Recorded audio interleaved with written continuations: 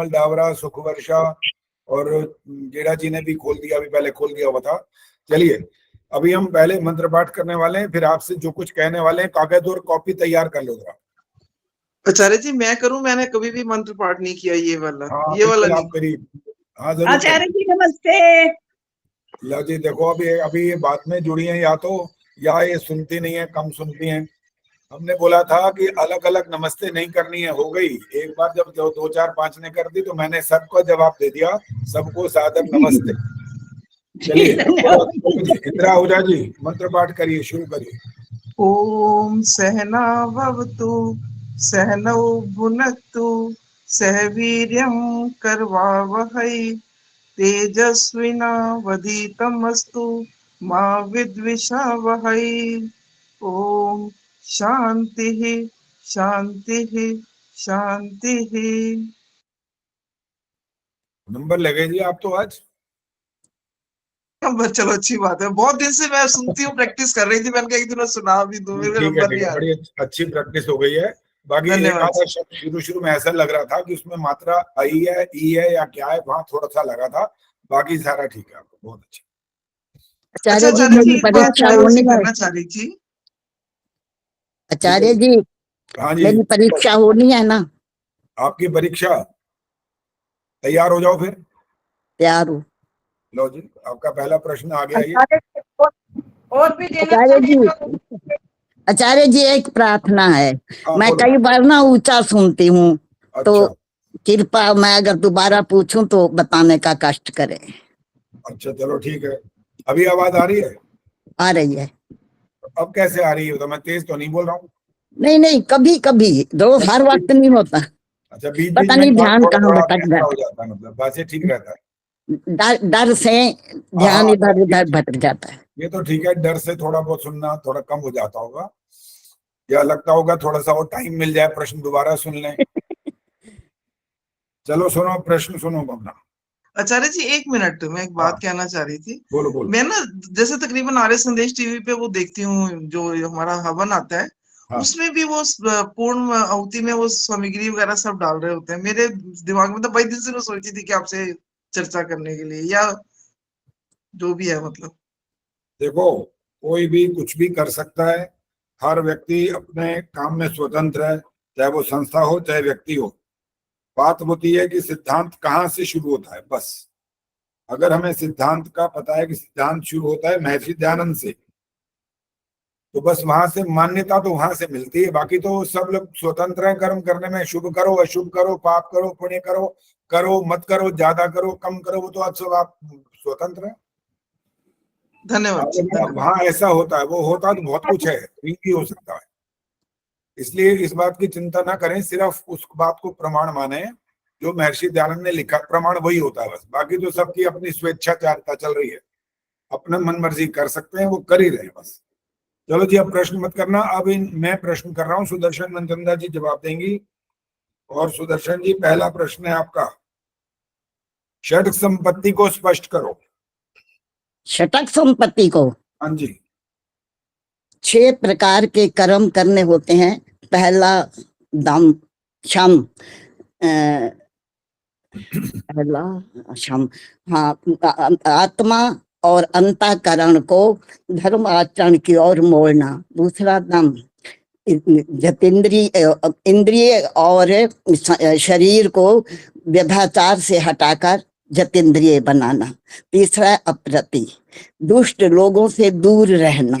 फिर तितिक्षा, चाहे दुख हो सुख हो यश हो अपयश हो कुछ भी हो, मुक्ति के साधनों में लगे रहना।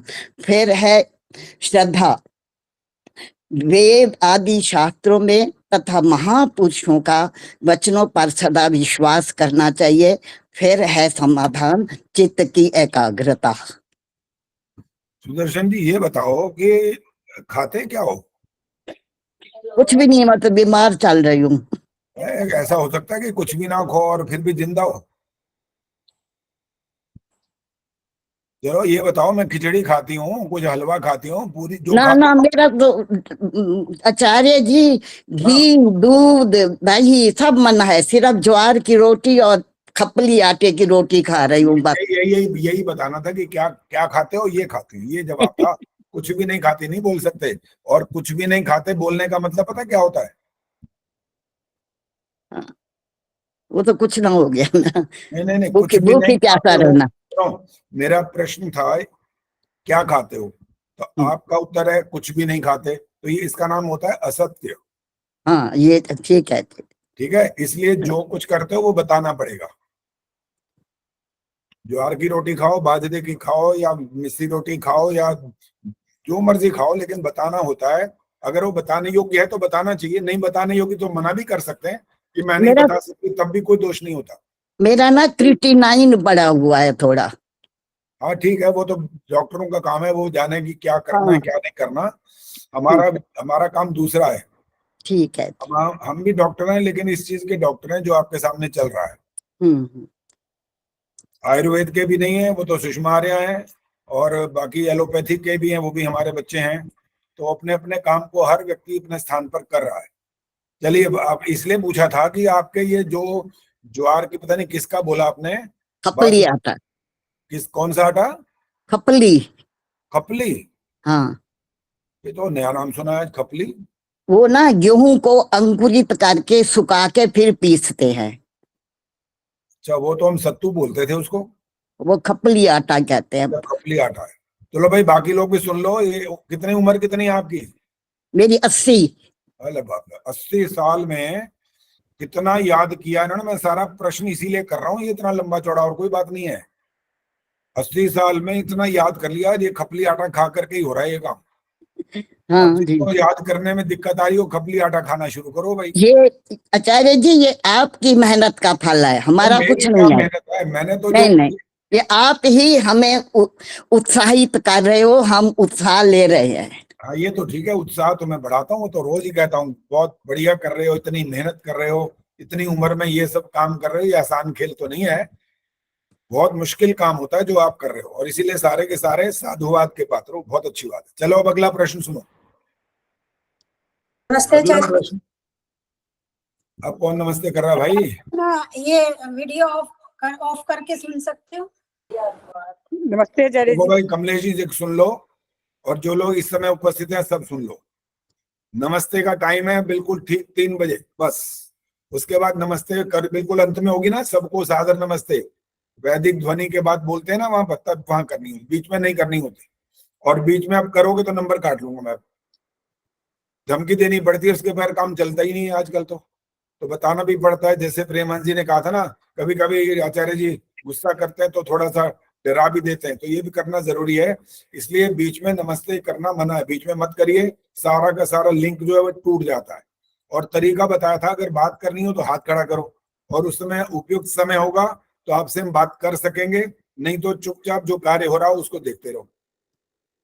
सुदर्शन जी, अगला प्रश्न आपका। मुमुक्षु का नित्य व्रती का कर्तव्य क्या है? मुमुक्ष का प्रतिदिन कम से कम 2 घंटे ध्यान करना चाहिए, जिससे भीतर का मन तथा दूसरे पदार्थों का साक्षात हो सके। तीसरा प्रश्न। जीव अल्पज्य है, त्रिकालदर्शी नहीं, इसका अर्थ क्या होता है? ये कथन गलत है कि त्रिकालदर्शी है। जीव जो है अल्पज्य ज्ञान का समर्थ है उसके पास, तो वो अपने वर्तमान समय की भी बातों को स्मरण नहीं रख सकता, तो वो त्रिकालदर्शी कैसे हो सकता है? संसार में सब जीवों के सुख दुख एक से क्यों नहीं है?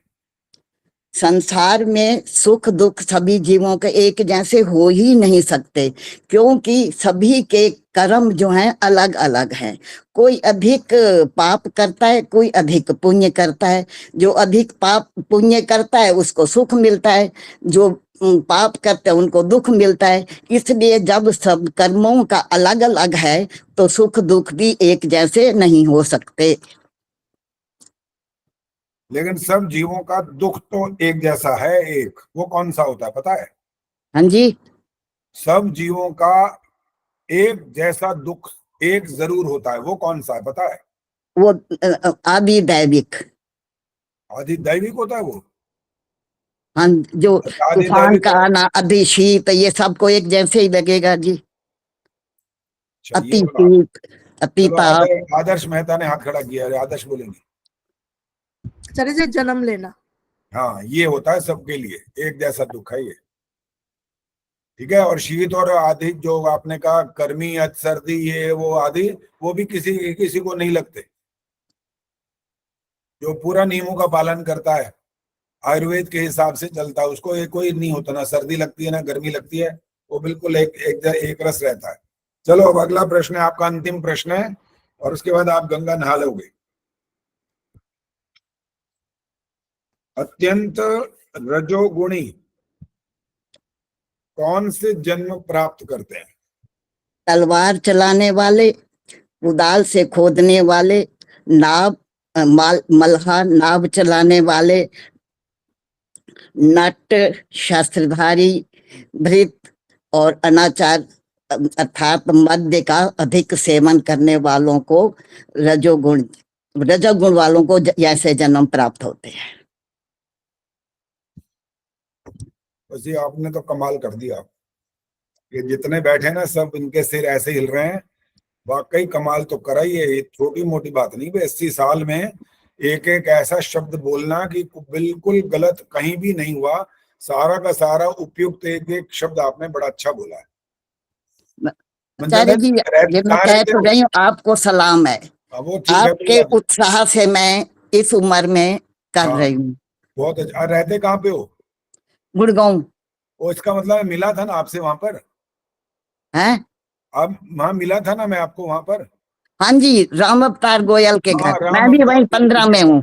हाँ, मैं भी 15 में रहती हूँ उनके साथ ही। ठीक है, मुझे याद आ गया, सारी बात याद आ गई। हाँ जी। कि राम अवतार गोयल जी के यहाँ गए थे, वहां उन्होंने भोजन आदि का भी प्रबंध किया था, और आप बहुत लोग वहां पर इकट्ठे हुए थे। दया गोयल जी भी थी, और बहुत सारे लोग थे, मुझे सबके नाम तो नहीं याद, लेकिन वहां पर बहुत लोग उपस्थित हुए थे। हाँ जी, हाँ हाँ, स्नेहलता भी आचार्य थी। जी मैं भी थी।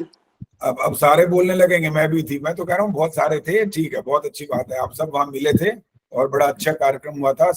आचार्य जी ने कुछ संदेश उपदेश भी दिया था, और सबने आपने स्वागत भी किया था मेरा, अच्छी तरह से मुझे याद है। हाँ जी। भाई, और किसी को तो आज परीक्षा नहीं देनी है?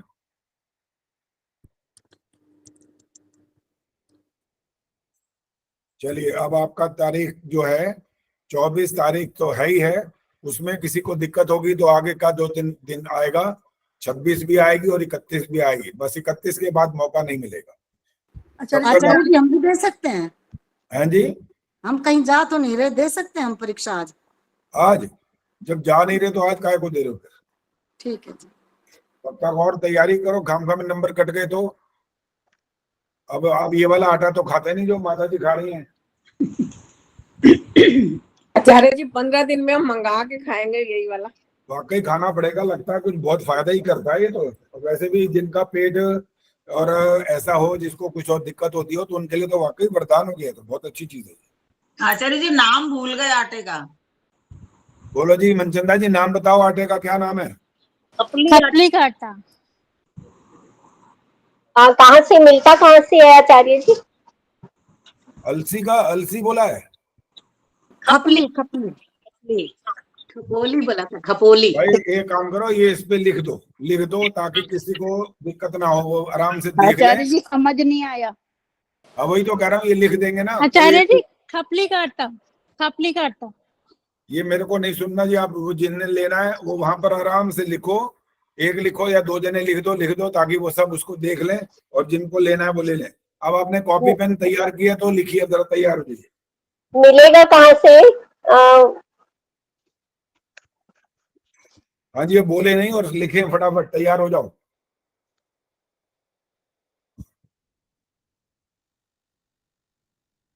अच्छा, वो लोग हाथ खड़ा करें जो अपने विद्यार्थी काल में मैथ्स में गणित में जो बहुत नंबर लेते थे, यानी टॉपर कोई है आप में से? मैथ्स में कोई टॉपर? एक हाथ खड़ा हुआ, निर्मल डाबरा का। अच्छा, और कौन है भाई? एक ही दिख रहा है अभी तक तो, और तो हाथ नहीं दिखाई दिया कोई। सुषमा कुमार, अच्छा हाँ सुषमा। आप मैथ्स की हो क्या? हाँ जी सर। अरे वाह क्या बात है। तो ये अब आपकी परीक्षा होने वाली है मैथ्स की, सबकी, चाहे जो टॉपर थे या नहीं थे। अब प्रश्न लिखिए जरा, प्रश्न लिखना चलिए प्रश्न लिखिए फटाफट। इतना क्या हिसाब किताब लगाना पड़ेगा, बड़ा लंबा चौड़ा हिसाब है ये। एक बार पहले भी लगवाया था जब अक्षौहिणी सेना की बात हुई थी, तब भी लंबा चौड़ा हिसाब लगाना पड़ा था। अब जो कुछ होने वाला है वो और तरह का हिसाब है, तो वो अक्षौहिणी सेना वाला नहीं है। इस समय जो सृष्टि का काल बीत चुका है, हाथ खड़ा करिए, कितना बीत चुका है? चंदा सचदेवा ने हाथ खड़ा किया है अभी, और आदर्श ने भी हाथ खड़ा किया है, गीता तिवारी ने भी हाथ खड़ा किया है, और गायत्री गुप्ता बताएंगे, बोलो। 1,96,8,53,125वां वर्ष चल रहा है। बस ये पहले संख्या लिख लीजिए। अब ये वर्तमान में जो सृष्टि उत्पत्ति जो हुई है उसका इस समय कौन सा वर्ष चल रहा है, ये पूरी संख्या पहले आप आराम से लिख लो। 1,96,8,53,125वां वर्ष चल रहा है। और आपको ऐसे नहीं लिखना, ऐसे नहीं लिखना, पूरा संख्या में लिखना है। हिंदी वाला अक्षर नहीं लिखना है, 1 अरब ऐसा नहीं लिखना। वो जो पूरी संख्या है, अभी जैसा लिखना चाहो, गलत हो सलत हो तो बाद में आप इकाई दिहाई सैकड़ा करके ना फिर चेक कर लेना कि आपने संख्या ठीक लिखी है या नहीं लिखी है। अभी ये लिख लिया आपने, 8,93,000। आगे बोलो, 25 आगे बोलो। 125। हाँ ठीक है, लेकिन पीछे दोहराना नहीं था अभी, लेकिन आप बोले तो इसलिए आपको कहा कि अब आप बोलो। जो मैंने बोल दिया उसको आपने लिखा। और सविता शर्मा क्या बोली अब? 118। 118 नहीं है, 125वां चल रहा है अब। 118 तो जिस समय उस समय था तब कहा गया होगा, जब आपने पहले कभी लिखा होगा। चलिए अब आगे का प्रश्न क्या सुनिए।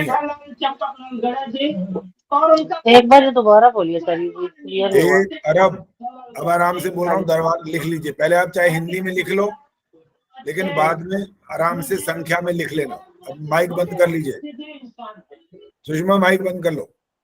1,96,8,53,125वां वर्ष चल रहा है।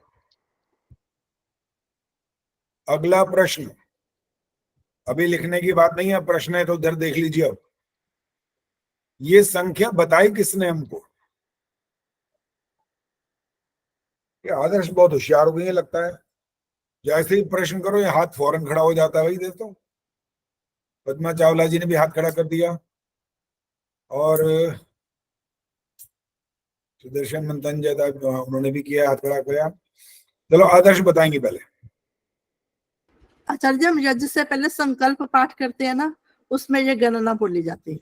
नहीं, बोली जाती अलग बात है, ये बताया किसने हमको ये पूछना है। थोड़ा सा प्रश्न इससे अलग है, आपने जो उत्तर दिया वो तो बोला जाता है, ठीक है। चंदा सचदेवा बोलो। सृष्टि के आरंभ में जब पहली बार यज्ञ हुआ होगा, और तब जैसे आदर्श जी बता रही हैं संकल्प लेते हैं, तो तब ये संख्या गिनी गई होगी। उसके बाद सबने ये संख्या गिनते गिनते गिनते गिनते तो आज तक हम यही संख्या गिनते आ रहे हैं। एक वाक्य थोड़ा सा गलत बोल दिया कि तब ये संख्या बोली गई होगी। ये संख्या का तो यही बन गया 1,96,000,000। तब शुरुआत की गई होगी, ये बोलना चाहिए, जिससे स्पष्ट हो जाए, बच्चा भी कोई सुन रहा हो उसको बताएं।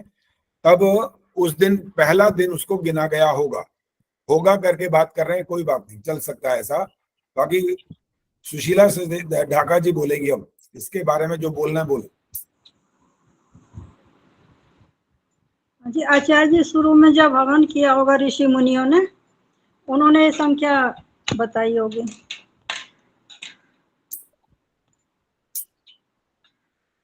उन्होंने हवन कब किया होगा?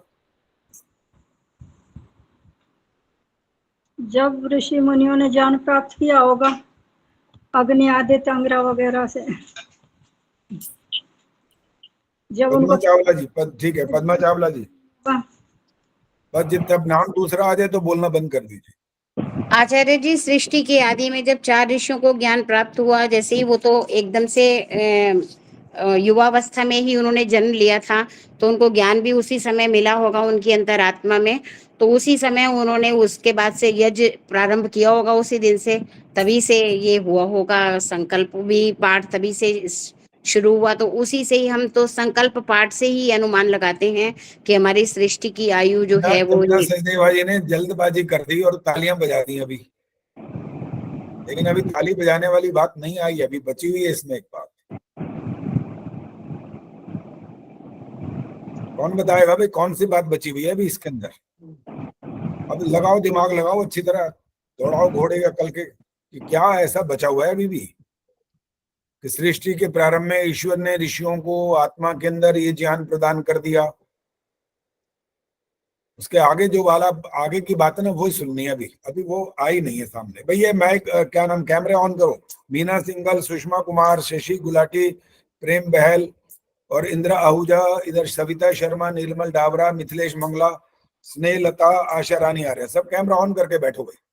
जो सामने दिखाई देता तो प्रश्न तो तब कर सकते हैं ना, तो प्रश्न करें कैसे? हमें क्या पता आप चाय पीने चले गए हो कि यहाँ बैठे हुए हो। चंदा सचदेवा जी बोलो, हाथ खड़ा कर दिया आपने, बोलिए। इनके बाद शर्मा जी भी बताएंगे। अरे जी, सृष्टि उत्पत्ति से लेकर आज तक हम जब भी यज्ञ करते हैं तो उसको हम गिनते आ रहे हैं। ये आप फिर जो ट्रैक है ना उससे फिर इधर उधर हो गए हो। अभी जो बात मेरे को पूछनी है वो आई नहीं। शिक्षा शर्मा जी आप बताओ। नहीं बताना? अच्छा ठीक है, और कौन बताना चाहता है? हाथ खड़ा है कोई? हाँ जी, ये स्नेहलता, स्नेहलता जी बोलो। हाँ प्रेमन जी आपसे इसके बाद माइक ऑन करो। स्नेहलता जी माइक। जिस दिन से सृष्टि में यज्ञ आरंभ शुरू हुआ उस दिन से काउंटिंग स्टार्ट हुई। अभी ये संतुष्ट करने वाला उत्तर नहीं है। प्रेमन जी बोलो। सृष्टि की संरचना जिस दिन हुई उस दिन से है। इसको पूरा वाक्य और स्पष्ट करो, जो प्रश्न है उसके साथ रिलेट करके अंतिम वाक्य वैसा बोलो। एक बार फिर आप प्रश्न दोबारा से करें तब बता सकते हैं। प्रश्न ये था, ये जो गणना है हमें किसने बताई? गणना हमें ईश्वर ने ही बताई उन ऋषियों को। जिस दिन से सृष्टि की संरचना की उस दिन से ये गणना प्रारंभ हुई। अब मैं आपके लिए तालियां बजा सकता हूँ, आप भी बजा सकते हो। अब इन्होंने एक वाक्य बीच में नहीं बोला और वाक्य वो ठीक है। इन्होंने ये नहीं बोला कि जिस दिन यज्ञ किया होगा। यज्ञ कहां से कर लेंगे पहले दिन? जिस दिन वो पैदा हुए, बड़े एकदम बड़े ही पैदा हुए थे, बात तो ठीक है। यज्ञ कैसे कर लेंगे? वहां पर अग्नि कहां से जला लेंगे उसी दिन? गणना का जो शब्द बोला वो ठीक है। गणना तो भाई ज्ञान प्रदान कर दिया, तो गणना की बात उनके दिमाग में आ गई है, उनको पता लग गया कि आज पहला दिन हो गया सृष्टि का। आचार्य जी दोबारा बोलिए, प्रेमहंस जी ने क्या बोला है? इन्होंने बोला सृष्टि की उत्पत्ति जिस दिन हुई और ऋषियों को ये वेद ज्ञान ईश्वर ने प्रदान किया, वहां से गणना प्रारंभ हो गई। हमें गणना इस प्रकार से पता लगी। किसने बताई? ईश्वर ने। किसको? ऋषियों को। हवन यज्ञ थोड़ी हुआ था उस दिन पहले दिन।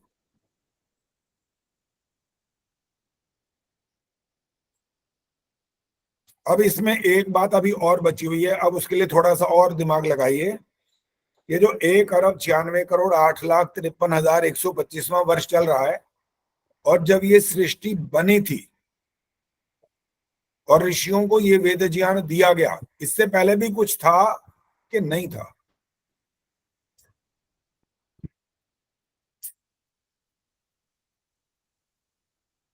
हाँ सुशीला जी बोलो। आचार्य, ईश्वर ने मनुष्य को पैदा करने से पहले सारी सृष्टि तैयार कर दी थी। नदी, पहाड़, नदी, नाले, समुद्र, सब कुछ, वनस्पतियां, औषधियां, अन्न, फल फूल, सब कुछ और पशु पक्षी, कीट पतंग सभी सब मनुष्य से पहले बना दिए थे। इस बात का अर्थ ये निकला कि सृष्टि का जो ज्ञान हमको है, इससे पहले भी समय कुछ था जो व्यतीत हो चुका है। वो कितना समय है? हाथ खड़ा करेंगे आप। शिक्षा शर्मा जी बोलो। आचार्य जी 3 चतुर्युगियां। बिल्कुल ठीक है। और वर्ष की संख्या भी पता है?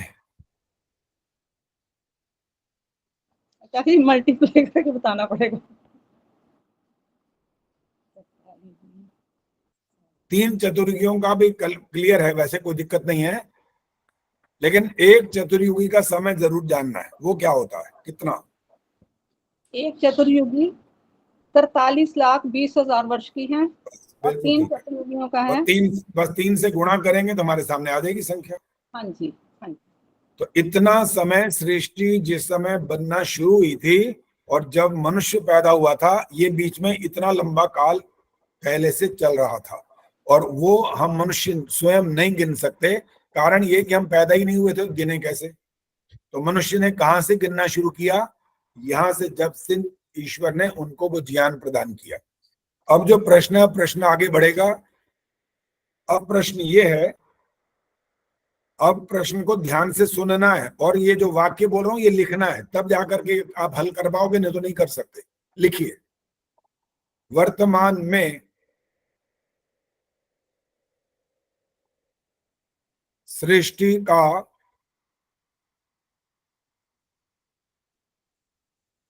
वर्तमान में सृष्टि का 7वें मनवंतर का 7वें मनवंतर का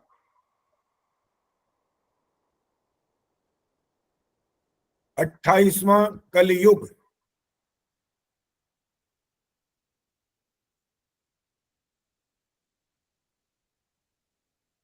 अट्ठाईसवां ध्यान से लिखना, ये गड़बड़ किया तो आगे सारा उत्तर गलत हो जाएगा। 28वां कलयुग, और इस 28वें कलयुग का 5125वां वर्ष।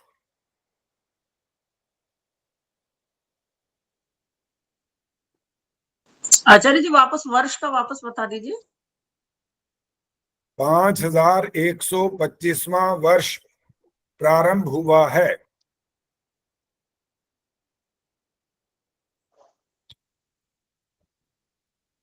अब आगे जो है ना, अर्थात, बस इसी को हल करना है आपने। अर्थात में इसका उत्तर आना है बस आगे। ये जितनी लंबी चौड़ी आपको इसका हिसाब किताब करना है वो करना पड़ेगा, और इसमें ये सब पता होना चाहिए कि ये सृष्टि का पूरा काल, वो हम बात कर चुके हैं, 4 अरब 32 करोड़ वर्ष होता है। 1 अरब 96 करोड़ आदि जो बोला गया वो वर्तमान में चल रहा है। और इसको इन्होंने जो इस तरह से व्याख्या की है कि वर्तमान में सृष्टि का जो 7वां मनवंतर जो चल रहा है, इसमें जो 28वें कलयुग का 5125वां वर्ष प्रारंभ हुआ है। इसके आगे जो संख्या आएगी वो आपको बतानी है बस। ये है आपके लिए प्रश्न, जो हिसाब किताब आराम से करना, अभी नहीं करना है, ये परसों तक आपका उत्तर चाहिए। लेकिन इतना समय निकाल लेना जिससे आप ये, चाहे आपको कैलकुलेटर से करना पड़े, जिससे मर्जी करिए, लेकिन ये आपको हिसाब किताब निकालना है।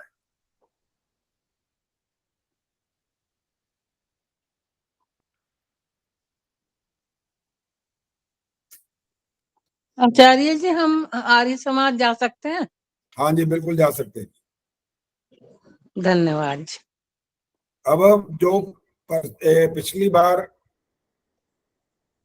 यानी परसों बुधवार था ना, बुधवार को आपको बताया था कि मैंने नाम बोले थे कि किन्होंने किस किस मंत्र की व्याख्या करनी है। वो एक बार सुन लो अगर वो नहीं आए थे। और इसके अतिरिक्त आप में से कुछ और लोगों ने भी कहा था कि हम भी व्याख्या करना चाहते हैं, तो आपको अवसर मिलेगा। लेकिन इसके बाद जब आप अपना नाम लिखवाओगे यहाँ, फिर आप प्रतियोगिता में शामिल कहलाओगे। अभी फिलहाल प्रतियोगिता में ये 19 लोग शामिल हैं। ये नाम सुन लीजिए। पूजा मित्रा, गायत्री मंत्र की व्याख्या करनी है, और व्याख्या करने का ढंग होगा, एक एक शब्द का अर्थ बताना है पहले, फिर उसका जो आपको पूरी समरी सुनानी है, बतानी है कि इसमें हमारे लिए क्या उपदेश दिया गया है। इस प्रकार से बोलना है, सिर्फ ऐसे नहीं बोल देना। कविता में भी अर्थ नहीं चाहिए, बहुत जगह पर ऐसे ही होते रहते हैं। ओम विश्वानि देव सवितर दुरितानि परासुव यद भद्रम तन्नासुव, हे सर्वे सकल सुखदाता, वो ऐसा बोला जाता है। वो उससे क्या होता है, उससे आपको एक एक शब्द का अर्थ नहीं पता होता, अर्थ पता लग जरूर जाता है कि इसका भाव ये मिला करके कहा गया। तो यहाँ पर क्या हम सीखना चाहते हैं, एक एक शब्द का अर्थ बोलना है आपको, ताकि बिल्कुल पता लग जाए। ओम बोलेंगे तो क्या मतलब है, भू बोलेंगे तो क्या मतलब है, इस प्रकार से एक एक शब्द का अर्थ आपको बताना है। आगे ये व्याख्या नहीं करूंगा, आगे सिर्फ नाम और किसके जिम्मे कौन सा मंत्र व्याख्या करने के लिए वो बोल रहा हूं। इनके बाद है रेखा गर्ग और इनका मंत्र है आचमन मंत्र। गीता तिवारी अंग स्पर्श मंत्र, उर्मिल शर्मा मार्जन मंत्र, आदर्श मेहता ओम रितन च सत्यन, सुखवर्षा सरदाना ओम समुद्रा दर्णवा, शशि प्रभा ओम सूर्या चंद्रमसौ, संतोष नंदवानी ओम प्राची दिगग्नि, अंजु विद्यार्थी ओम दक्षिणा दिगिंद्रो, चंदा सचदेवा ओम प्रतीचि दिग्वरुणो, सुशीला ढाका ओम उदीची दिक्सोमो, मिथिलेश मंगला ओम ध्रुवा दिग्विष्णु, रोशनी आर्या ओम ऊर्ध्वा दिग्बृहस्पति, सुनीता अरोड़ा ओम उद्वयम, दमयंती गुप्ता ओम उदुत्यम जातवेदसम, पद्मा चावला ओम चित्रम देवानाम उदगादनिकम, प्रेमहंस ओम तच्चक्षुर्दे वहितम, रजनी गर्ग समर्पण प्रार्थना, शिक्षा शर्मा ओम नमः शंभवाय च। यहाँ करके आचार्य जी टाइम लिमिट भी कोई होगी इसकी, टाइम लिमिट भी होगी? नहीं, कोई टाइम लिमिट नहीं है।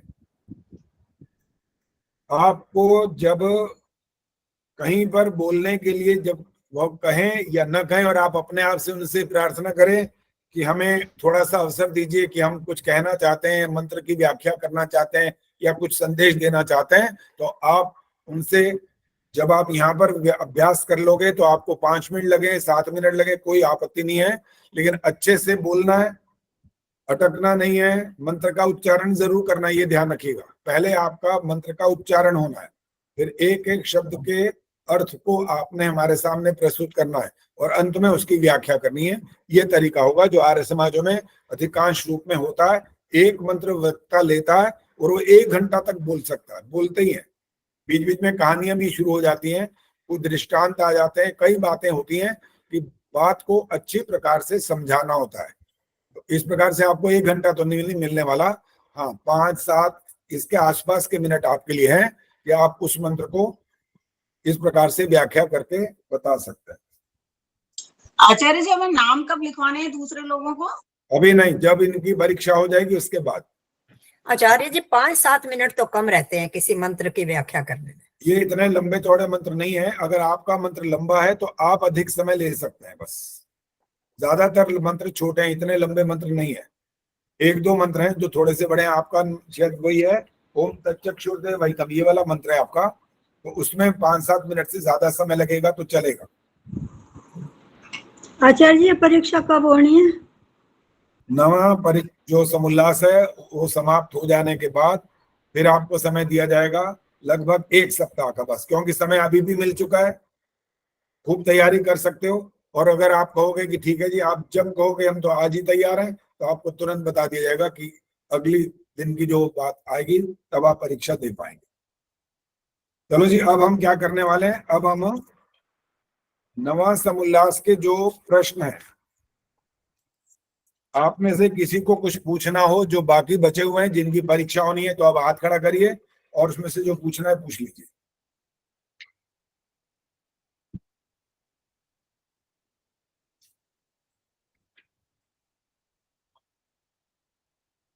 अभी तक कोई हाथ तो खड़ा दिखाई नहीं दे रहा है।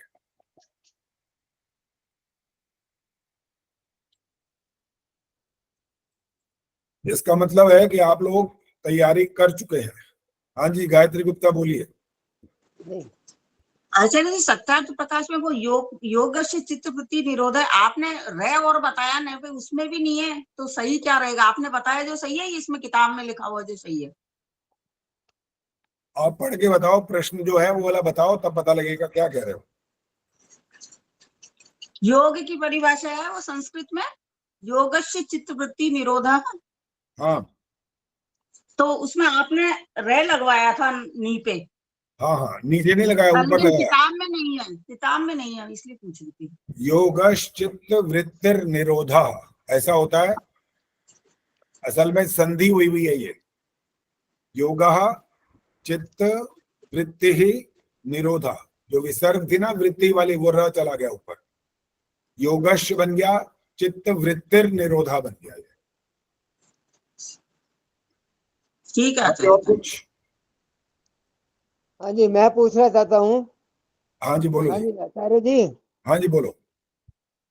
ये इसमें प्रश्न नंबर 38 है, सत्व रज और तम आत्मा में किस कारण से होते हैं? जो इसका उत्तर है ना, वो मेरे को ठीक प्रतीत नहीं हो रहा।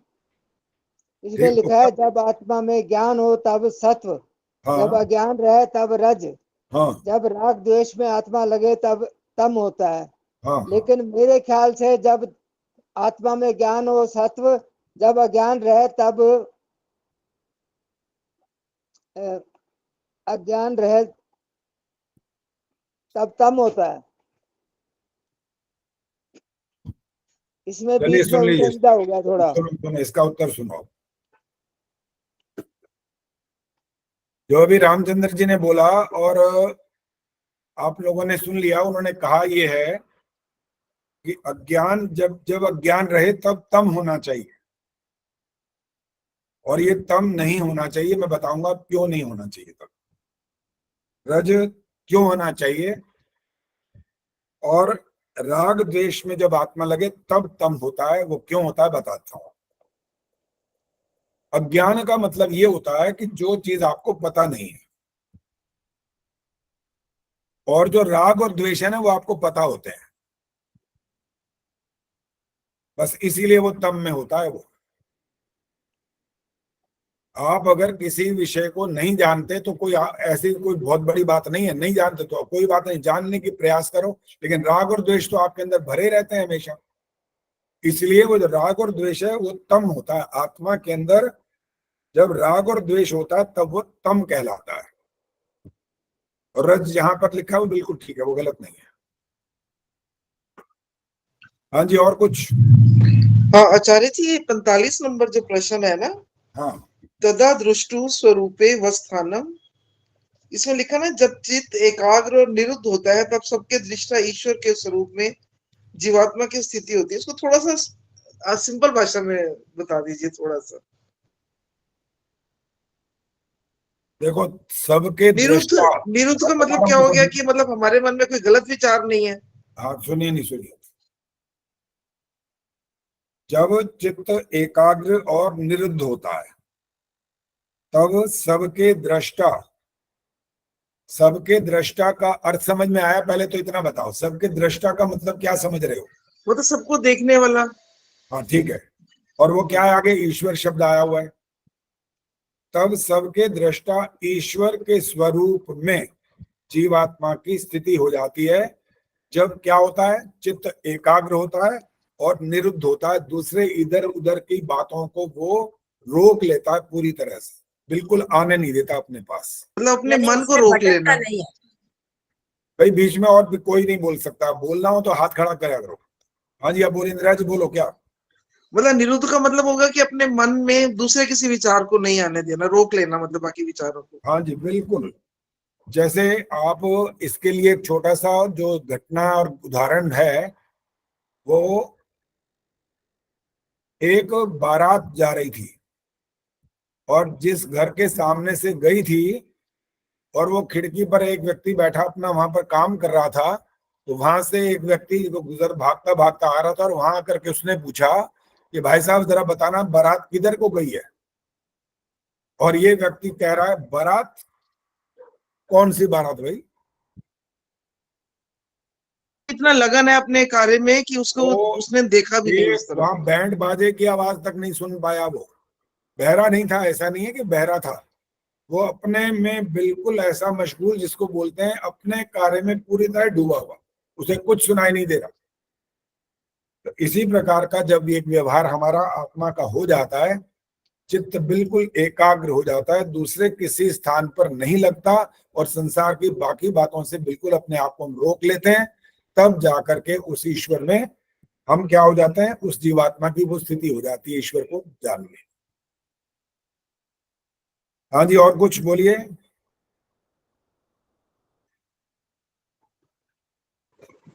आचार्य जी, मैं पूछ सकती हूँ? हाँ जी जरूर। नमस्ते आचार्य जी। हाँ नमस्ते। उस दिन 50वां मैंने वो स्वामी जी से भी पूछा था, लेकिन अभी तक मुझे स्पष्ट नहीं हुआ।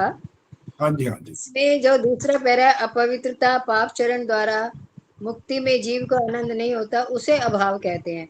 हाँ। क्या जो अपवित्रता पाप चरण और अज्ञान आदि वाले, उनको भी क्या मुक्ति प्राप्त हो जाती है क्या? देखो, अभाव का अर्थ होता है जो नहीं है। जिनको अपवित्रता नहीं है, जिनके अंदर पाप आचरण, दुख और अज्ञान आदि नहीं है, इस बात का वहां पर अभाव है ना। तो फिर भाव क्या हुआ? ऊपर भाव भी है। भाव तो ये बताए, शुद्ध सामर्थ्य युक्त जीव, शुद्ध सामर्थ्य युक्त, ये भाव है वहां पर। तो वो दोनों में अंतर क्या हुआ फिर? वो भी शुद्ध है, वो भी शुद्ध है। देखो, अंतर ये होता है कि जब आप किसी को ये बोलते हो ना, ये दिन है, हाँ जी, लेकिन इस दिन को स्पष्ट करने के लिए भी आपको अच्छे प्रकार से समझाना पड़ता है। शाम नहीं हुई है अभी दोपहर भी नहीं है, लेकिन दिन भी है। जब बात को अच्छी प्रकार से स्पष्ट करना हो तो उसकी व्याख्या कर दी जाती है थोड़ी सी, तब जाकर के उसको बिल्कुल बात समझ में आती है। एक व्यक्ति ने कहा मुझे भाई दूध देना, ले आए दूध। कौन सा है भाई? ये पशु का दूध है। कौन से पशु का? कि गाय का। कि गाय कौन सी होती है, कैसी होती है?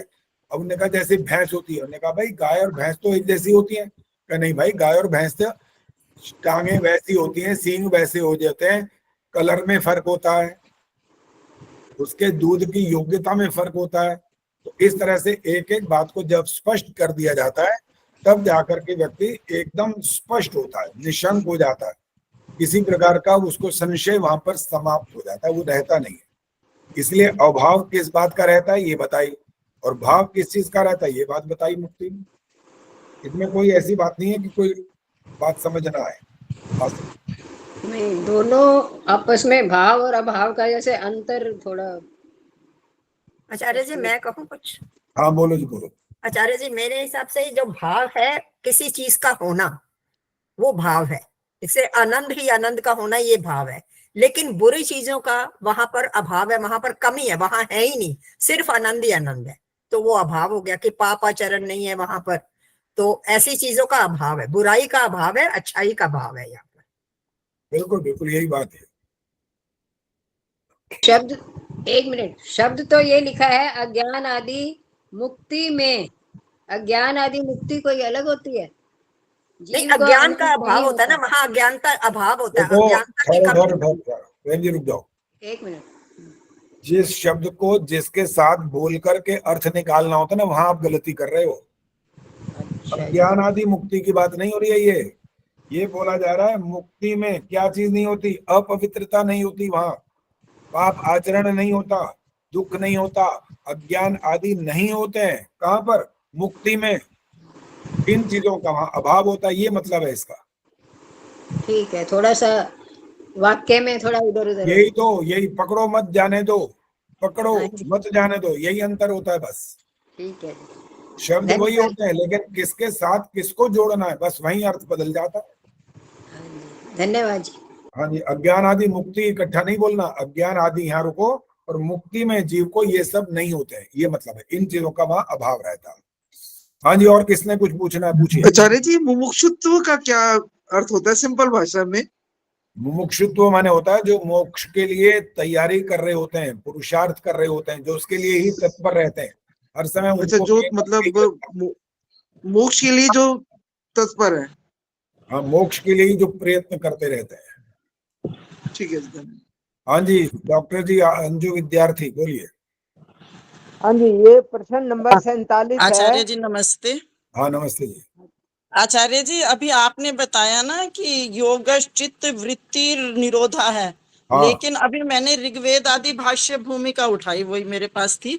उसमें अच्छा। जो है र नहीं है, क्योंकि दोबारा बोलो, आवाज नहीं आई। मैंने बुक में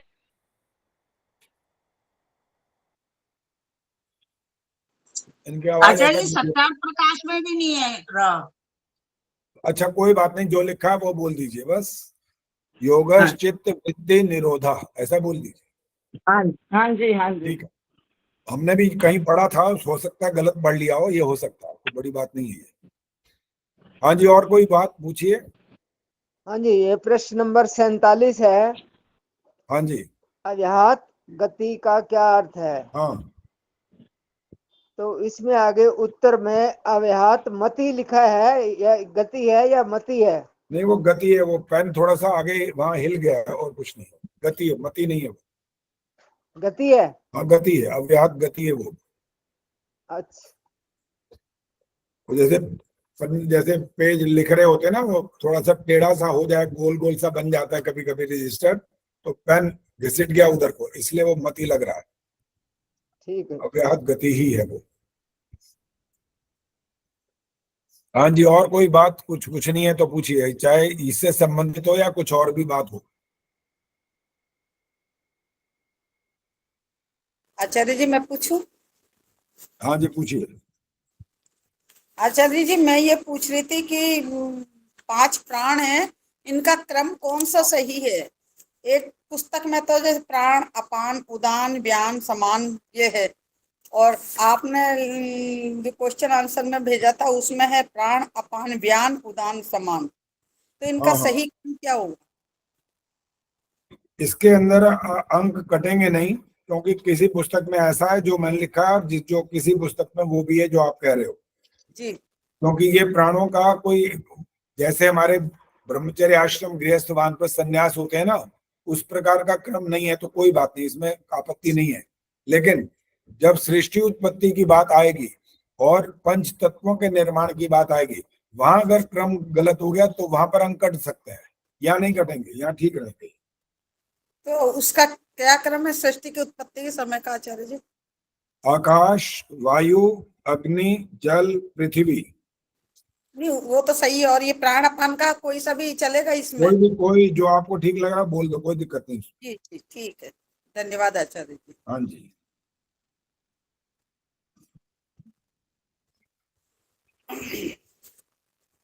हमने उस दिन रामायण के कुछ आपको नए प्रश्न बताए थे और प्रश्नों के उत्तर भी। पद्मा चावला जी बोलो पहले।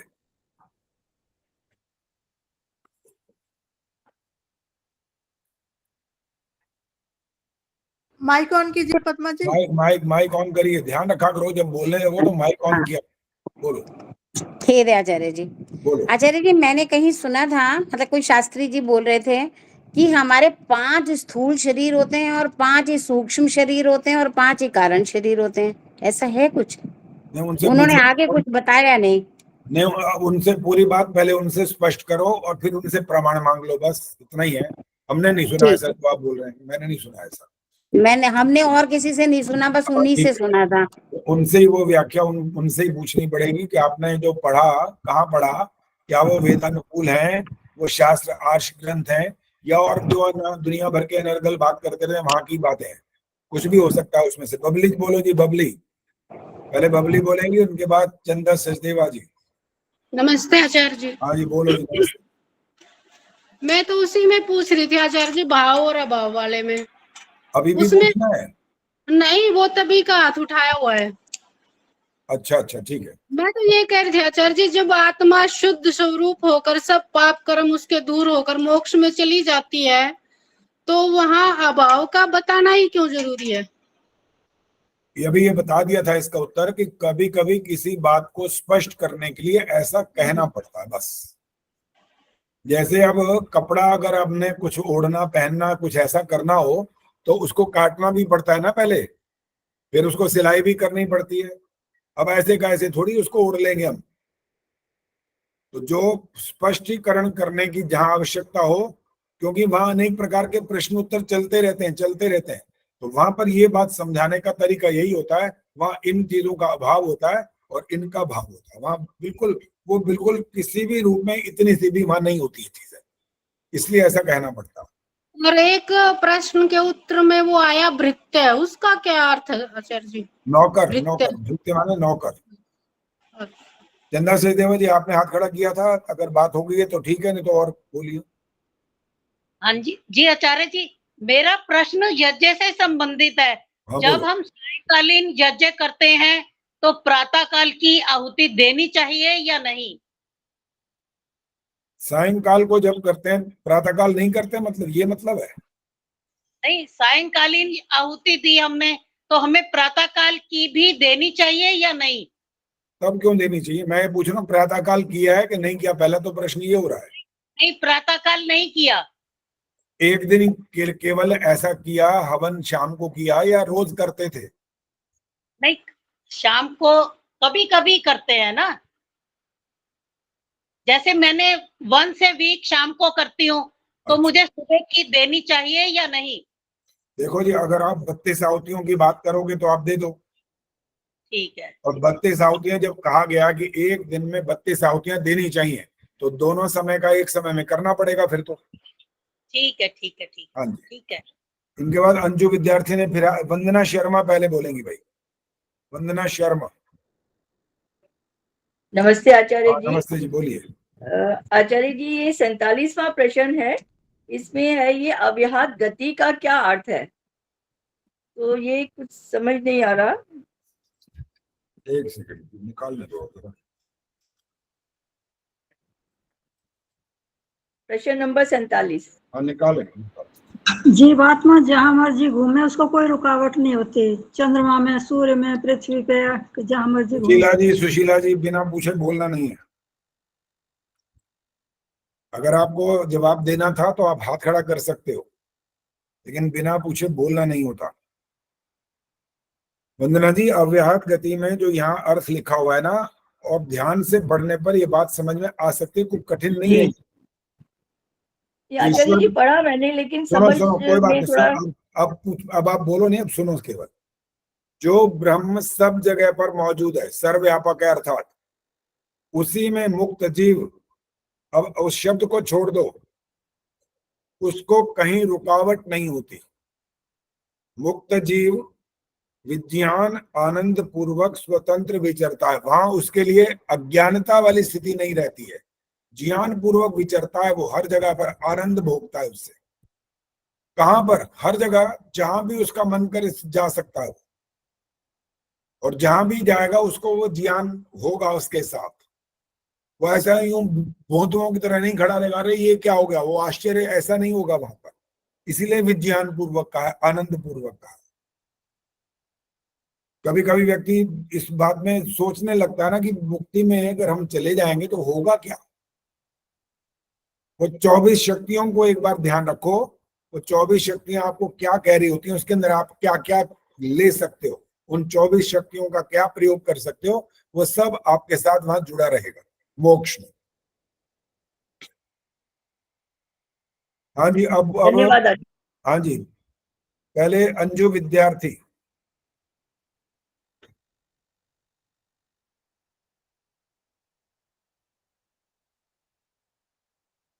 अंजू जी जल्दी बोलो, माइक ऑन नहीं हुआ अब तक। हाँ जी आचार्य जी, मेरा परसों वाला प्रश्न रह गया था ना। हाँ, बोलो बोलो। तो उसी का ही बोलिए बोलिए। वो ये प्रश्न था कि सबसे पहले कर्म जो है वो जाति के कर्म बनते हैं। ठीक है, जो मैं पढ़ रही थी। हाँ, जाति के बनते हैं। कर्म। तो जैसे आप किसी कहाँ पर पढ़ा, पहले तो ये बताओ। ये सप्त सरोवर है, महात्मा प्रभु आशीष जी की। अच्छा चलो, अब बोलो, आगे बोलो, क्या है। सबसे पहले जाति तो के कर्म। इसमें मैं, हाँ जी, फिर आयु के, फिर भोग के, मतलब इसमें ऐसे लिखा है। तो अब कुत्ते की जाति मिली है, तो कुत्ते का जो आयु होती है वो 10, 12, 15 साल चलिए होती है मान लो, और कछुए की 400 होती है। तो उसमें जैसे वो बीच में कुत्ते की मौत हो जाती है, तो उसमें कौन से कर्म होते हैं कि जो उसके खत्म हो जाते हैं, और किस कारण से वो कर्म जल्दी हो खत्म जाता है? होने का कोई यहाँ पर निश्चित अवधि नहीं कह सकते आप, क्योंकि आयु निश्चित ही नहीं है। मैं यही पूछ, और फिर जब हम अभी सुन लो पहले, कर्म समाप्त होने का मतलब तो कभी होगा नहीं, मुक्ति में भी कर्म समाप्त नहीं होते हैं। अच्छा, वो ठीक है, लेकिन जैसे हम मनुष्य के जन्म में आयु को घटा बढ़ा सकते हैं, तो इस तरह से इन योनियों में तो ये नहीं कर सकते कि अपनी आयु को घटा बढ़ा तो नहीं सकते। तो इसका मतलब क्या, वो कैसे, मतलब वो मैं यही पूछना चाह रही हूँ कि हमें ये शब्द भी है कि हम आयु लिखवा के भी नहीं लाता। समझ लिया। आप ये बताओ, क्या वो हमारे तरह कर्म करने में स्वतंत्र हैं? तो फिर इसमें अगर ये वाला प्रश्न का उत्तर ये है, तो वहां दूसरा जो आप प्रश्न पूछना चाहते वहां उसका उत्तर भी ये समझ लो, वो नहीं घटा बढ़ा सकते। कैसे, मुझे समझ नहीं आया अभी भी, मतलब कैसे समझ? देखो, आपके पास अपने स्वास्थ्य की रक्षा के लिए आपके पास सामर्थ्य भी है, आपके पास ऐसी बुद्धि भी है, आपके पास साधन भी है। उनके पास तो ऐसी बुद्धि भी नहीं है, साधन भी नहीं है, सामर्थ्य भी नहीं है, तो बस उनके पास ये योग्यता नहीं है, बस खत्म हो गई बात। क्या बताए? नहीं, वही तो मैं कह रही हूँ, योग्यता नहीं है तो वो अपनी आयु को तो वो 10 साल तो उन्हें पूरे करने चाहिए ना। फिर वो बीच में जैसे कोई नहीं, कुत्ता नहीं, 4 साल में भी मर सकता है। आप फिर बार बार ये मानकर चल रहे हो कि आयु निश्चित ईश्वर ने करके भेजी। नहीं, निश्चित करके नहीं भेजी, वहां पर इतने अवस्था तक आप जीवित रह सकते हो, ये मतलब होता है इसका। कैसे? आप पुरुषार्थ करते रहो, जीवित रह जाओगे, हो सकता है। मतलब किसी भी जाति में हम जाएंगे तो उतनी आयु तक हम जीवित रह सकते हैं कि अगर जीवित जैसे मनुष्य को छोड़, हाँ, मनुष्य को छोड़ के, मनुष्य मतलब घटा बढ़ा सकता है। मनुष्य तो कर सकता है, इसमें परिवर्तन कर लेता है, वो स्वास्थ्य के नियमों का पालन करता है तो ठीक है। शराब पीता है, मांस खाता है, व्यभिचार करता है तो जल्दी तो समाप्त उसकी आयु कम हो जाती है। और एक मेरा प्रश्न और है, अगर समय है तो। करो, बोलो, आप कर लो। फिर एक बात प्रेमानंद जी, इसके बाद एक मेरा यही है कि जैसे एक नाव जा रही है और उसमें मतलब मैंने ही बताया था, शायद आपने मेरे से वो पूछा था, पर मुझे वो अच्छी तरह कि मतलब भगवान ने, हम ये कहें कि भगवान ने रक्षा, एक बच्चा बच गया छोटा सा 6 महीने का, भूचाल आया या बाढ़ आई, जो भी आया, सब मर गए उसके घर के, परिवार के, और वो बच गया, तो उसके मतलब क्या कहा जाएगा कि उसके कर्म थे या भगवान ने उसकी रक्षा करी? तो भगवान ने औरों की रक्षा क्यों नहीं करी? इस प्रश्न का उत्तर मुझे संतुष्टि से चाहिए, मतलब मिला नहीं। देखो, भगवान व्यक्तिगत कार्य नहीं करता। हाँ जी, वो तो व्यक्तिगत कार्य वहां करता है जब आप समाधि में हो, बस। उसके अतिरिक्त वो आपके घर में ना तो रोटी बनाने आएगा, ना झाड़ू लगाने आएगा, ना आपके कोई किसी मन की इच्छा को यूं पूरा कर देगा। वो आपसे संबंध रखता है तो पूरी दुनिया से भी संबंध रखता है। अब इसका उत्तर मैं शास्त्रीय शब्द में दे रहा हूं, तो अगर समझ में आ जाए तो समझना, नहीं तो फिर और मेहनत करना। ठीक। क्रिया भेद से परिणाम भेद होते हैं। अब क्रिया कौन कर रहा है? मान लो ड्राइवर है, वो गाड़ी वो चला रहा है। क्रिया भेद।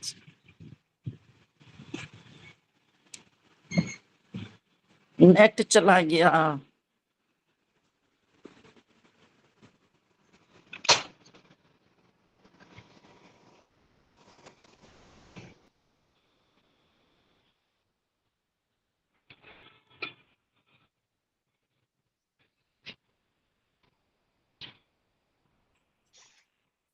आचार्य जी ने बड़ी अच्छी बात बताई, क्रिया भेद से परिणाम भेद हो सकते हैं।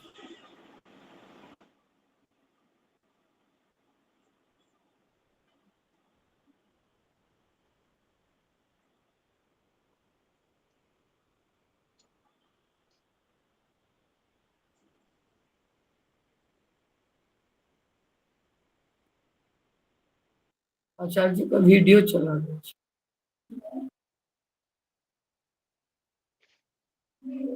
नेट चला गया, नेट। देखा, आचार्य जी ने कितनी अच्छी बात बताई। अच्छा, कि क्रिया भेद से परिणाम भेद हो सकते हैं। इसमें आ रहा है कि लेफ्ट कर दें, वो लिखा हुआ आ रहा है लेफ्ट, दोबारा ऐड हो रहे होंगे ना, ये हो सकता है। प्रेम जी। हाँ जी। आप प्रेम दीदी, इसको थोड़ा सा डिटेल समझ आई है? नहीं, अभी मैंने देखा, वाक्य की। क्रिया भेद से एक परिणाम भेद हो सकते हैं। इसकी यही हाँ, हाँ, इसको- ये मुझे थोड़ा सा मेरे तो को यही समझ समझ आ रही, आ मैं भी यही कुछ कहना चाह रही थी। आचार्य जी आ गए। हाँ जी, अब क्रिया भेद से परिणाम भेद का मतलब समझ लो। इसका मतलब होता क्या है? इसका मतलब ये होता है कि शीशे का गिलास ले लो और उठा करके ऐसे ऊपर से नीचे फर्श पर छोड़ दो, जो पक्का फर्श हो, तो जवाब अंजू विद्यार्थी देंगी, बच जाएगा कि टूट जाएगा? टूट जाएगा ना। अगर नीचे गद्दा रखा हुआ है, गिलास हाँ जी। ऊपर से फेंकोगे तो अब टूटेगा नहीं। अब बच ये क्रिया का भेद है, बस यही है। ऐसे ही संसार के अंदर जो घटनाएं दुर्घटनाएं आदि होती हैं, वहां पर भी क्रिया का संबंध होता है। और वो क्रिया कौन कर रहा है? मान लो बस ड्राइवर की बात हो रही है, वहां पर 30-40 को चोट लग गई, 5-10 मर गए, तो वो ड्राइवर चला रहा है गाड़ी के, ईश्वर चला रहा है? कौन चला रहा है? चाहे गलती सामने वाले की हो, ड्राइवर की ना भी हो, दूसरे के कारण से भी तो दुख होता है, पहुंचाता है। वो दुख मृत्यु का दुख भी होता है, वहां तक भी बात पहुंच सकती है। क्रिया ऐसी होगी जिसके कारण से मौत हो गई, लेकिन यहाँ पर ईश्वर का ऐसा संबंध नहीं जोड़ सकते। तो ये तो अंजू विद्यार्थी का ना, वो जो माइक है वो मामला गड़बड़ है। एक तो उनकी आवाज समझ भी नहीं आ रही, वो बार बार कट भी रही है। चलो जी, प्रेमा जी क्या कह रही थी अभी? मैं आचार्य जी सिर्फ ये कह रही थी, जब वो कह रहे थे ना कि एक कुत्ते की 10 वर्ष की आयु है, तो वो पहले मर जाएगा, तो क्या फिर कुत्ते का जन्म होगा? तो वो ऐसा है कि उसमें भी क्रिया भेद से, कहते हैं ना, परिणाम भेद हो सकता है। कि मान लो एक कुत्ते को कोई मार रहा है, उसका कोई शिकार कर रहा है, या बस के नीचे आ रहा है, और कुत्ता देख रहता है कि मैं बस के नीचे आ रहा हूँ, बचा लेता है, अपने आप को भाग जाता है, तो उससे भी वो अपनी आयु को बढ़ा लेता है। वो अपने जीवन की रक्षा का सामर्थ्य जीवन तो की रक्षा हमारे कर पास है, सकता है, यानी वो कर अगर सकता है। कि दूसरे की वजह से भी कई बार, जैसे इसके लिए आपने तो कई तरह के दुख कुत्ता तो बताए फिर थे भी ना, इतना बड़ा दिखाई देता है, मच्छर तो दिखाई भी देता है, छोटे छोटे जीव जंतु दिखाई भी नहीं देते हमें, वो भी अपनी जान बचाते ही हैं। वही तो आदि अपने दैविक, आध्यात्मिक और आदि भौतिक, 3 तरह के दुख तो आएंगे ही जब किसी ने जन्म लिया तो। हाँ जी, स्वराज गुप्ता जी बोलेंगे अब। जी आचार्य जी, मेरा छोटा सा ये था, जैसे मैं यज्ञ के मंत्र करती हूँ। अंजू जी माइक बंद कर दो। स्वराज जी बोलिए अब। जी, जैसे मैं यज्ञ के मंत्र करती हूँ आचार्य जी, तो उसमें मैं 3 बार फिर गायत्री मंत्र बोलती हूँ, और उसके बाद पूर्ण मदह वाला मंत्र बोलती हूँ, पूर्ण मदह पूर्ण, तो वो बोलूं या नहीं बोलना चाहिए? पूर्ण मदा वाला मंत्र जो है वो हमारे नित्य कर्म में नहीं आता। जी। गायत्री मंत्र आता है, गायत्री मंत्र और विश्वानी देव मंत्र आते हैं जी। तो बाकी तो इच्छा तो आपकी है, बाकी तो हमने तो आपको नियम बताना है बस। तो विजय लक्ष्मी आई है बड़े दिनों पर। पूर्ण मदह वाला मंत्र नहीं बोलना चाहिए? अच्छा, वो पूर्ण मदा बोलते हो तो आहुति किस चीज की डालते हो? आचार्य जी, आहुति वगैरह तो मैं कुछ नहीं देती ना। अच्छा अच्छा अच्छा अच्छा। मैं तो केवल मंत्रों का उच्चारण करती हूँ, वो थोड़ा मतलब जैसे संध्या के मंत्र मन मन में करती हूँ, तो यज्ञ के मंत्र। तो फिर अब एक काम किया करो, फिर तो वेदों के और मंत्रों को भी, लेकिन आप जब देख नहीं पाओगे ठीक से तो बोलोगे कैसे फिर?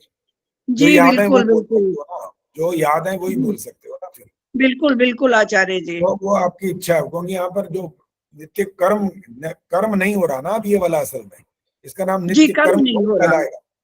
वो तो आप उच्चारण कर रहे हैं, वो आप करना चाहो तो कर लो, कोई बात नहीं। ठीक है, अभ्यास की दृष्टि से बात हो रही है। पद्मा चावला जी बोलिए। धन्यवाद आचार्य जी। जैसे कोई अपने घर में हमसे हवन कराते हैं पूर्णिमा या अमावस्या या बच्चों के जन्मदिन के अवसर पर, और वो शाम को कराते हैं, तो हमें सुबह की आहुतियां, प्रातःकालीन आहुतियां देनी चाहिए ना? फिर तो क्योंकि वहां नित्य प्रति नहीं होता है, इसलिए देनी चाहिए। हाँ जी। जो नित्य प्रति करते हैं ना, उनके लिए तो ये दोष हो जाएगा कि वो करते क्यों नहीं, पहली बात। जिनको ये बात नियम पता है कि आपके लिए पंच महायज्ञ का विधान किया गया और आप करते नहीं हो, तो दोष के भागीदार तो बन गए आप।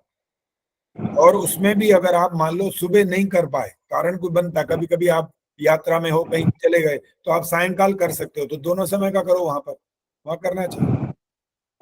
अच्छा आचार्य जी, उसमें तो फिर हम सृष्टिकृत आहुति देंगे ना यदस्य कर्मणों की? तो नहीं, क्योंकि नहीं, वो उसमें भी नहीं देंगे, जन्मदिन के उपलक्ष्य में भी जैसे यज्ञ कर रहे हो तब दोगे, नहीं तो नहीं। हाँ जी, उसी में कह रही हूँ ना, जैसे जन्मदिन के उपलक्ष्य में कर रहे हाँ। हैं या उसमें तो देंगे ना। वहाँ और दे जैसे अमावस्या और पूर्णिमा में भी देंगे। हाँ जी, हाँ वो जी, वो नित्य कर्म नहीं होता, वो विशेष यज्ञ जो होते हैं तो वहां दे वो सकते हैं। विशेष यज्ञ हो गया। हाँ हाँ जी, जी, वहां दे सकते हैं। हाँ जी, धन्यवाद और आचार्य जी। गायत्री गुप्ता बोलो जी। आचार्य जी मैं ये कह रही थी, आप अभी बता रहे थे कि समाधि में जीव की क्या सहायता करता है ईश्वर। आपने कुछ बोला था कि समाधि में जरूर करता है और जगह नहीं करता, थोड़ा सा स्पष्ट कर दीजिए। समाधि में आप अगर उससे बात करना चाहोगे ना, यानी आप मान लो 1 मिनट के लिए आपको बहुत सारे मंत्र आ गए, उनके अर्थ भी समझ में आ गए, कोई कोई ऐसा मंत्र भी होता है जो पल्ले नहीं पड़ रहा होता, पता नहीं इसका मतलब क्या निकल रहा है, तो आप समाधि में उस मंत्र का अर्थ जान पाओगे ईश्वर से, ये सहायता करता होगा। आनंद तो देगा ही है, आनंद तो देगा ही देगा। आप उसका सानिध्य में आ गए तो आनंद तो देगा ही देगा। सच्चिदानंद स्वरूप है ना वो, आपने उसका सामर्थ्य जो उसके पास है, आपने अपने आप को वहां पर उसके साथ जोड़ लिया। देखो आप हवन कुंड के पास बैठते हो, तो आप हवन कुंड के पास बैठने से अपने आप को उससे जोड़ लेते हो ना। तो जोड़ लेने का मतलब क्या होता है? आग में बैठना थोड़ी होता है, उसका सानिध्य प्राप्त करना। आपने क्या किया? उस अग्नि का जो तेज है वो आपके पास आ गया, उसकी जो सुगंध है, उसके अंदर रोग नाशक जो शक्ति है वो आपके अंदर आ रही है। ये होता है सानिध्य का लाभ। ईश्वर से सानिध्य करो, वो लाभ भी आपको मिल सकता है। हाँ जी, और स्नेहलता बोलेंगे पहले। अब जिनका नाम मैं बोलूंगा यहाँ पढ़ लूंगा वही बोलेंगे बस। स्नेहलता, फिर सुशील मेहता जी आप। स्नेहलता जी जल्दी बोलो फटाफट।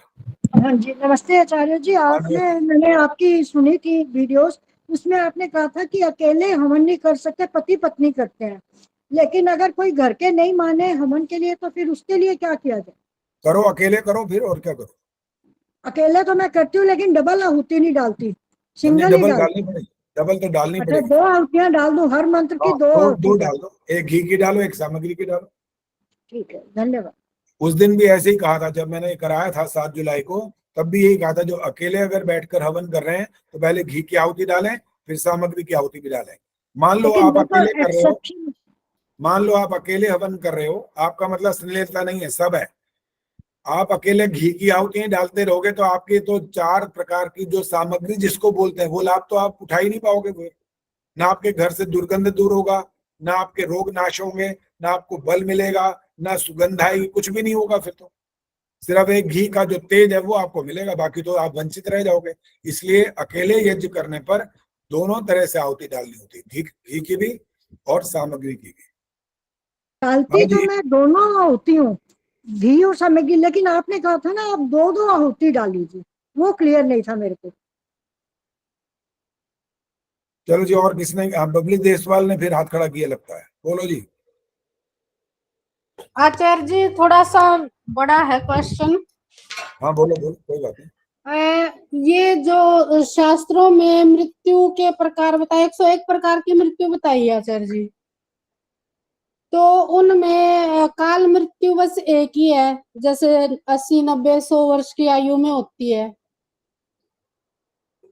सुन रहे हैं आचार्य जी? नहीं सुन रहा, मैं अपने कैमरा ही ऑफ कर रखा है। मेरा माइक तो ऑन था।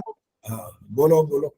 मैं कह रही थी आचार्य जी कि 101 प्रकार की जो मृत्यु बताई गई है शास्त्रों में, हाँ, तो उनमें काल मृत्यु एक ही होती है, प्राकृतिक जो मृत्यु, डेथ जो भी होती है, नेचुरल डेथ।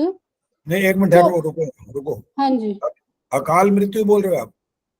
काल मृत्यु एक ही होती है। काल मृत्यु जो टाइम पे होती है, समय पे होती है, 80, 90, 100 के आयु के टाइम काल मृत्यु बोलती हूँ आचार्य जी।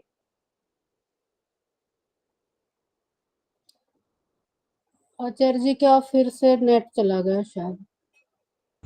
आचार्य जी का नेट गड़बड़ कर रहा है आज। तो अंजू मैडम, मैं आपसे पूछ रही थी, आपका भी ऐसा सा ही क्वेश्चन था कि जैसे 101 प्रकार की मृत्यु बताई गई है, उसमें एक ही प्राकृतिक मृत्यु है। हाँ जी, काल मृत्यु। हाँ, जिसको 100 हाँ, काल मृत्यु। हाँ, आचार्य जी को अकाल सुना, काल मृत्यु। तो जैसे अभी 2-3 दिन पहले एक गाड़ी जा रही थी, उसमें 5 लड़के थे, तो उस गाड़ी का ट्रक के साथ एक्सीडेंट हुआ। हाँ जी, हाँ जी, बबली बोलो, बबली बाकी बात बंद करो, बोलो क्या हाँ तुम्हारे यहाँ लाइट चली जा रही है बार बार, तो वो लैपटॉप फिर बंद हो जाता है। मैंने मोबाइल से शुरू किया, बोलो। हाँ जी आचार्य जी, मैं कह रही थी कि काल मृत्यु एक ही होती है और सो जो मृत्यु होती है। मैंने पूछा था अकाल मृत्यु का शब्द कहाँ पढ़ा आपने? काल कह रही हूँ आचार्य जी, काल, अकाल नहीं। अच्छा, काल मृत्यु। हाँ जी। अच्छा, आगे बोलो। तो आचार्य जी 100 प्रकार की जो मृत्यु बताई है वो सारी एक्सीडेंटल दुर्घटना में बताई है। अच्छा। तो जैसे एक गाड़ी में जा रहे थे 5 लड़के, अभी 2-3 दिन पहले की बात है। तो उस गाड़ी में से एक लड़का तो पहले ही उतर गया। हाँ। और आगे गए वो 4 लड़के, तो उनकी गाड़ी, एक ट्रक खड़ा था उसमें अच्छे तरीके से, मतलब बहुत जोरदार टक्कर कर दी उन्होंने। ठीक है। तो वो 3 लड़के, एक लड़का उसमें से खिड़की खुल गई उसकी और वो गिर गया सड़क पे, और फिर उस गाड़ी में आग लगी, तीनों लड़के ऑन द स्पॉट उनकी डेथ हो गई। ठीक है। तो वो एक लड़का बचा, तो उसके लिए सब यूं कह रहे हैं कि परमात्मा ने बचाया इसको, खिड़की औरों की क्यों नहीं खुली, उसी की खुली, उसी को क्यों गिराया। और आचार्य जी एक बात और, तो आसपास के जो लोग आए थे बचाने उनको, एक लड़का बेचारा आया तो वो बचाने के लिए आ ही रहा था कि पुल था, वो ऊंचा पुल, और जो 4 लेन का रास्ता होता है, 4 लेन एक साइड 4 लेन एक साइड, तो पुल, दोनों पुलों के बीच में वो गैप था। तो गाड़ियां आ रही थी सड़क से, वो लड़का बेचारा, वो लाइटें दिखी तो एकदम सोचा कि डिवाइडर पार कर लूं मैं, वो डिवाइडर से नीचे गिर गया। जो बचाने वाला था उसको भी बहुत चोटें आई और एक लड़का बचा, 3 जिंदा उसमें जल गए। तो सब यही कह रहे हैं कि परमात्मा ने एक को बचाया और एक लड़का बेचारा बचाने वाला था, उसको भी इतनी चोटें आई। तो उस दिन से यही दिमाग में घूम रहा है कि ये किस प्रकार की मृत्यु कही जाएगी। फिर आचार्य जी तो फिर गए। नेट प्रॉब्लम हो रही है वहाँ आचार्य जी की। हाँ जी, हाँ जी, आचार्य जी की लाइट जा रही है, बता रहे हैं।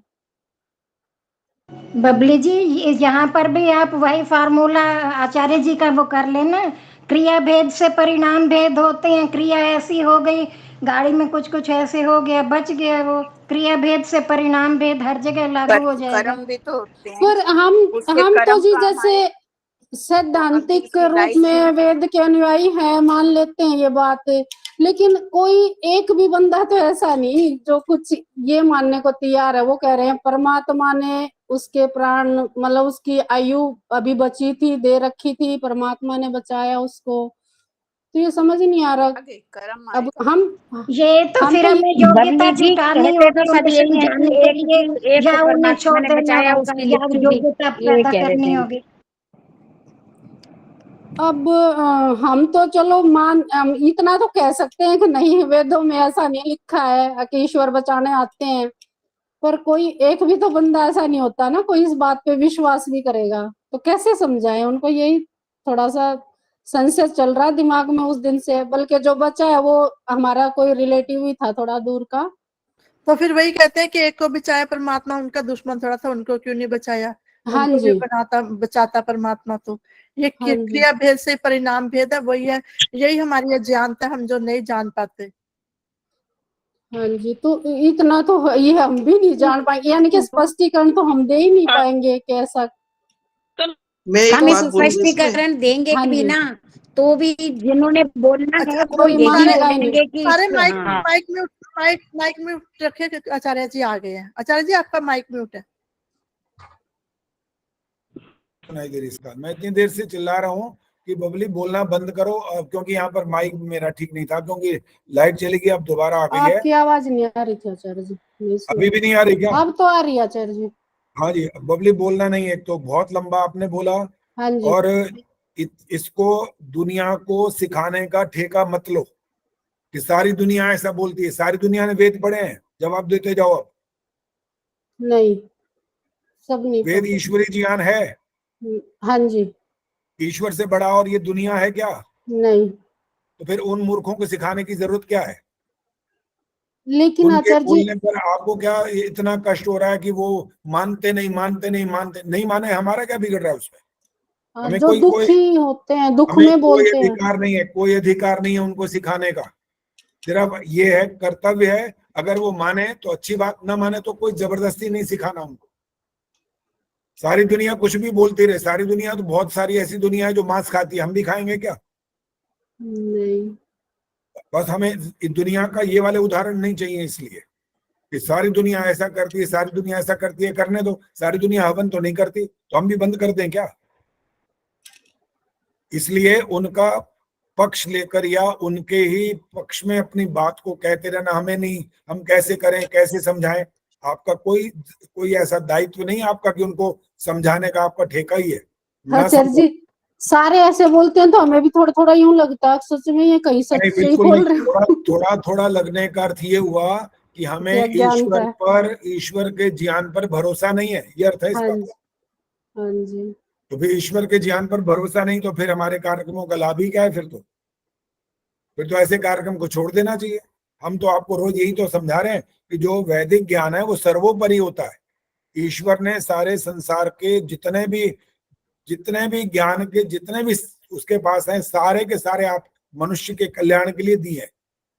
4 वेद दिए, छोटी मोटी बात नहीं है ये।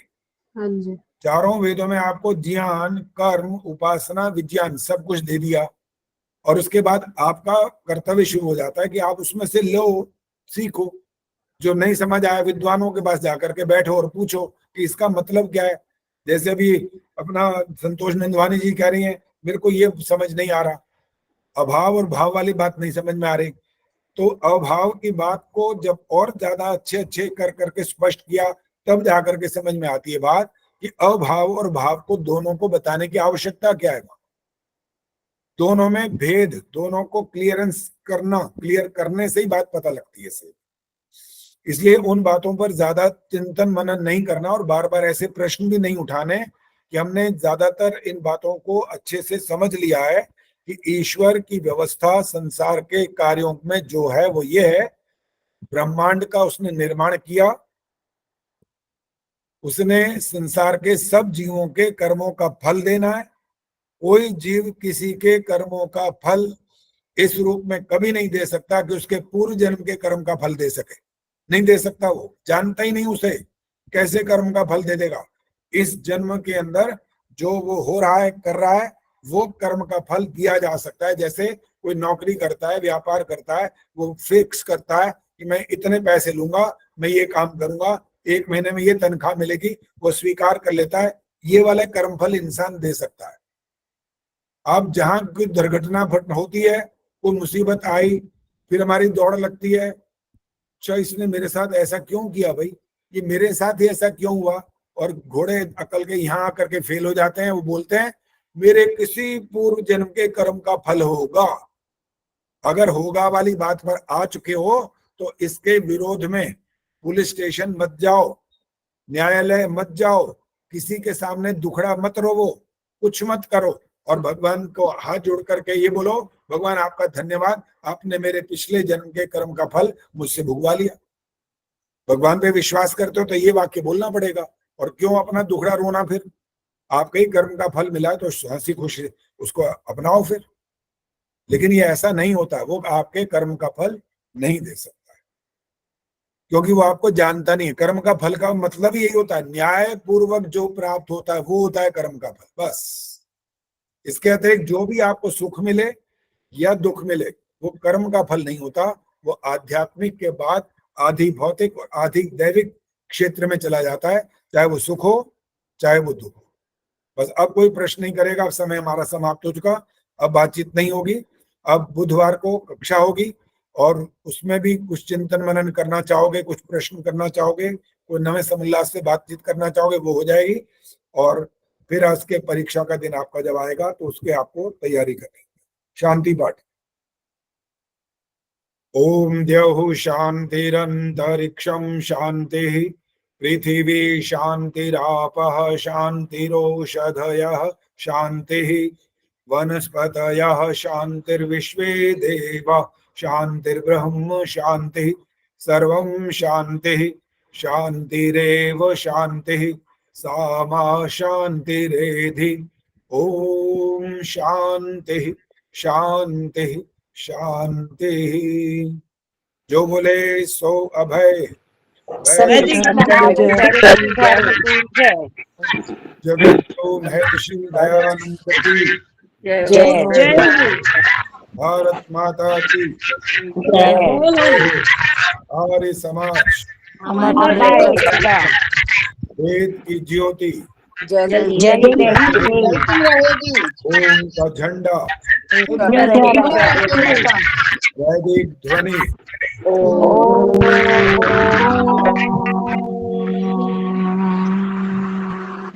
वैदिक अभिवादन सभी को